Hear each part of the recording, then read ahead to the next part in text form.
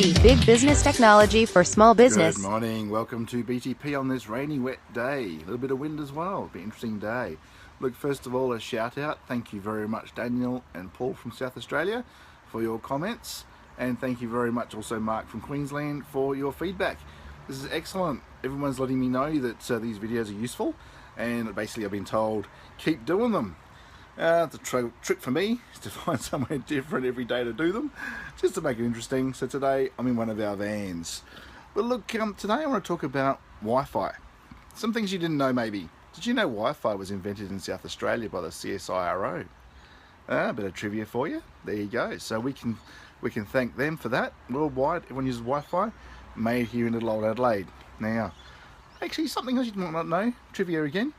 Sun cream was designed and made and also patented here in South Australia first. So there you go. There's a reason why we're all getting burnt here. This is where we need it the most. This is where it got invented. Anyway, wireless.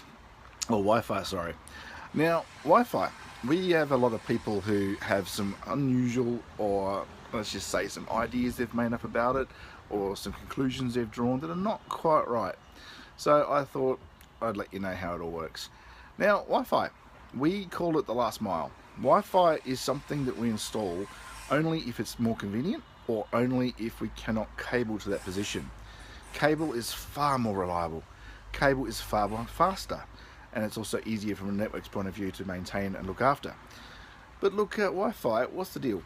So with Wi-Fi, and it comes in various forms, so this is a generic discussion, pumps out a signal that is shared by every single person that connects to it, or every single device that's looking for Wi-Fi. So if you've got a phone that's not connected and it's polling away looking for a Wi-Fi access point, yeah, it's tapping on the shoulders of every wireless access point in its area. Now what happens with Wi-Fi is, even if you're not using it, there's a connection open between the device and the Wi-Fi AP, just in case it makes a request for some data. So if you've got 10 people on one access point, and that one access point, let's say, is around numbers giving out 100 megabit, you're going to get a tenth of it. Yeah, a tenth. So you're getting less than cable speeds. In fact, you're getting really slow speeds. And that's provided you're in a good signal area. It's not bouncing around walls and up through the ceilings and around other electromagnetic forces and not overlapping with other people's Wi-Fi signals. Because that's the other problem. Wi-Fi access points can all overlap in their signal strength, and they can wash each other out, and you can't see them. You can't get through the Wi-Fi maze to find your way to your access point. So with Wi-Fi, even if you've forgotten that you've joined your mobile phone to your wireless access point, if it is joined, or it knows about it, or it sees it, it's polling it, and it's joining in and cutting all that bandwidth for everybody else. So let's think to your home. Okay, husband and wife, laptop each, Wi-Fi, mobile phones, Wi-Fi, there's 4 devices. Let's say, I don't know, Apple TV, kids have got an iPad, a couple of other things kicking around, maybe an Android, Samsung Galaxy Tab or something. So you could have 6 or 7 devices all polling away at your access point, making it all slower. Not to mention the signal has to bounce around walls and all the rest of it.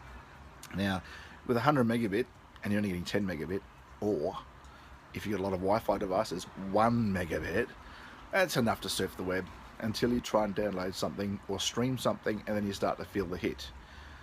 Now cable's different. Cable, it all goes back to a thing called a switch.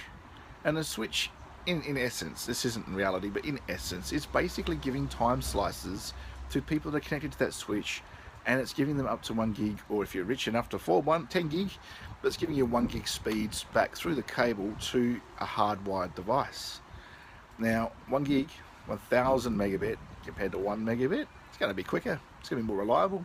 Switches are hardware devices with a lot of smarts in them, so they actually work out who's asking for what and who's not. They don't listen to those that are not requesting anything, so you're more likely to get 100 megabits out of a 100 megabit switch. Now of course your internet's not that quick, but you're likely to get the top speed your internet can provide from a switch because of the way it handles the signal and the way it passes it down the cable. Cable's a more secure mechanism where the data doesn't leak out, it's shielded and all the rest of it, versus Wi-Fi, where that movie you're streaming is bouncing around the house trying to find its way to your access point, but it's also going in every other direction. Now some access points, yes, they are directional, they can work out where you are and they can sort of push the signal in your direction, but you're still fighting with signal speed and other access points overlapping and all that other stuff. So in a business, let's say you get 100 people, should they all be on Wi-Fi? No. Yeah, it might be great that you can hook up your presentation to present in the boardroom, and you can pick your laptop off your desk and you can go up through an elevator to the second floor, come out in the boardroom, plonk it down and start presenting, and it's all still working because you're on Wi-Fi. That's really handy. That's a really good thing. But if you're going to stream something and you're going to 99 people on the same access point or group of access points, then you might consider cable. So it is always a best consideration is to use cable. And cable can be used for lots of other things too, like sharing with phone systems, and you can pump power over it as well, so there's power over Ethernet. A lot of stuff you can do with cable you can't do with Wi-Fi. Also with Wi-Fi, a lot of people forget about security. They go to their local Maccas, turn on their Wi-Fi, woohoo, I've got free Wi-Fi. But the guy beside you is hacking you. Wi-Fi, even though you need to have security passwords to link up and do things like that, all your stuff is going up over the air, and you can sniff that with special tools, and you can see what's going on, you can see authentications, you can see websites visited, and you can do all kinds of crazy stuff. Hackers can even pretend to be an access point. So you could go to McDonald's and there's the real one called McDonald's, and there's the other access point called McDonald's 2. And McDonald's 1, or the first one, is going really slow, so you tried 2. And what's 2? 2's a hacker over in the corner. It's called himself McDonald's 2. He's now stolen your signal, and then he's bouncing it back to McDonald's 1. So in essence, he's now watching you and everything you're doing. So Wi-Fi has some security implications as well. So in an average business, do we recommend Wi-Fi? Yeah, of course we do. It's very convenient. It's really, really useful to use. Yes, you can roam around with it with a laptop. You've got portability. It works really well. At home, do we recommend Wi-Fi? Yeah, absolutely, absolutely. In the lounge room, up with your feet, don't worry about plugging in cables. However, if there's an opportunity to cable it, or cable your media unit, or whatever you've got at home or at work, servers, workstations, always first choice is cable. If you're in a heritage listed building, you might consider Wi-Fi because you can't put cables around the place and ruin all the plaster and all the oldness of the building. Or you might consider even Ethernet over power, run it through your power cables. But in reality, nothing beats cable, not yet anyway. So cable, we've got some of the new standards, like 10 gigabit is now going to be surpassed by faster. So we're getting some pretty good speeds on cable. Wi-Fi, yeah, we're getting up around the 300s. Well, that's a marketing value. Reality, in a normal environment, it might be 250 or 200, divided by the number of users that have accessed it. So that's what's all about Wi-Fi. Obviously, made it pretty simple, skipped over a lot of stuff like WPA, WEP and all that sort of stuff. You don't need to hear all that stuff. All you need to know is that Wi-Fi is going to work. Wi-Fi will be slower than cable. Cable is preferred. More devices on Wi-Fi equals slower speed. So always think about that. And if you want to boost your speed, you can put in an extra second Wi-Fi adapter somewhere, and an extra AP. And if you want to boost the length of how far the signal goes, there are signal extenders. But that's getting a bit more complicated. Anyway, that's all I wanted to say today. We get all these questions all the time about Wi-Fi and why we recommend this and why we recommend that and why you put in Wi-Fi and it's not as fast as you would have thought. Well, this is why. So, look us up here on Facebook. Hopefully tomorrow, or actually Monday, some other little nugget of information for you.